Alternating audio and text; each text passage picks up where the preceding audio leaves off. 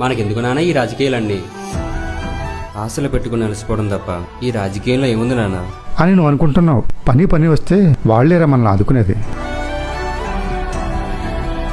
Hello, scene గారు boss రమ్మంటున్నారు. వచ్చేస్తున్నాను. చెప్పండి. శ్రీని ఇంకా రాలేదా? ఇంకా రాలేదండి. అన్నట్టు చెప్పడం మర్చిపోయాను. మనకు 3 గవర్నమెంట్ జాబులు ఇచ్చారు.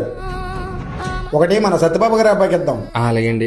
ఇంకొకటి మన బంధువుల అబ్బాయికి ఇద్దాం. అలాగండి. ఇంకొకటి మన అపోజిషన్ పార్టీ ఉన్న రాజబాబు గారి అబ్బాయికి ఇద్దాం. గత 5 సంవత్సరాలు బట్టి సీన్ గారు మన దగ్గర ఉన్నారండి. అలాంటిది వాళ్ళ కొడుకు ఖాళీగా ఉన్నాడండి. ఆయన కొడుకిస్తే బాగుంటది కదండి. ఆడెప్పుడు మన కూడా కదా తిరిగేది. వాడికి ఇచ్చిన ఇవ్వకపోయినా పర్లేదు, కానీ ముందు అపోజిషన్ పార్టీకి ఇస్తే వాళ్ళు కూడా మనలో కలుతారు.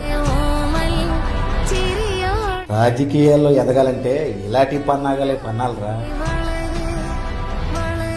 మనకెందుకు నాన్న ఈ రాజకీయాలన్నీ? ఆశలు పెట్టుకుని అలసిపోవడం తప్ప ఈ రాజకీయంలో ఏముంది నాన్న? ఇది రాజకీయం అంటే ఒక నాయకుడు తన పదవి కోసం ఏదైనా చేస్తాడు. మీరు మీ నాయకుడి కోసం ఏదైనా చేస్తారు. ఈ చదరంగంలో నాయకుడు రాజు అవుతాడు. మరి మీరేమవుతారు?